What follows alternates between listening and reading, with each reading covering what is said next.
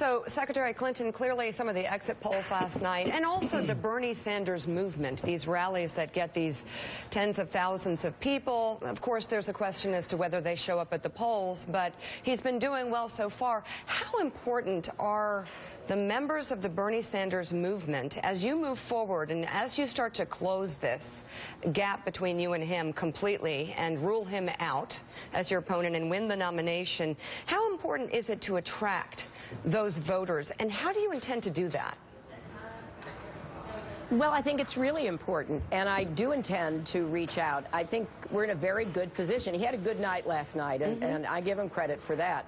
But I'm still significantly ahead in the popular vote, about 2.5 million more votes than he has, and significantly ahead in the delegate count, which is something that really is what's going to matter at the end. You know, I remember back in 2008, I had a series of spring victories, but you know, President Obama had an insurmountable lead, and it stayed that way. But at the end of it, I said, look, we are going to join together to elect Barack Obama president. Yeah. I made that very clear. I endorsed him. I nominated him. I told my delegates that they should support him. And I'm hoping to unify the Democratic Party at the end of this process when I have been able to clearly achieve the nomination. You know, I was watching an interview that you did with Katie Couric, I think it was 1992, and you were saying some of the same things you were saying now, especially when it pertains to breaking down barriers, especially for women. When you look at the young women and the young people who are, you know, all going toward Bernie, how do you attract them, and why haven't you been able to so far? Because you have been saying, you have had a message that would resonate with them.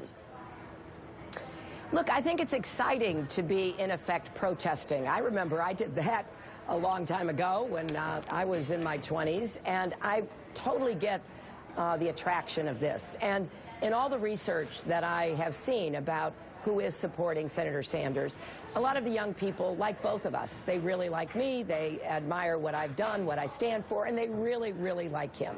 So I'm not as worried as the numbers might show about how he has attracted so many young people, because I think that it is important to bring them into the process, and I give him a lot of credit for doing that. My argument basically is, look, we are electing a president and a commander-in-chief.